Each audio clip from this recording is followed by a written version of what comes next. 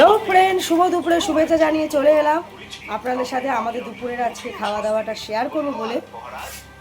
আজকে কি রান্না হয়েছে তার আগে বলবো আপনারা কেমন আছেন। আশা করি সবাই ভালো আছেন, আর আপনাদের আশীর্বাদে আমরাও ভালো আছি। তো বন্ধুরা, সবাই সবার পাশে থেকে সবাই সবাইকে ফলো সাবস্ক্রাইব করে নেবেন। চলুন এরপরে দেখাই আমাদের বাড়িতে কি কি রান্না হলো। একজনকে রাজেন্দ্র কুমার নাড়ু ডিম ছাড়িয়ে দিচ্ছে বলে একটু ব্যস্ততা। তো চলুন দেখাই কি রান্না করেছি। আজকে করেছি পুঁই শাক দিয়ে মাছের তেল, যে তেল পটকা, বড় কাতলা মাছের যে তেল পটকা হয় সেটা করেছি।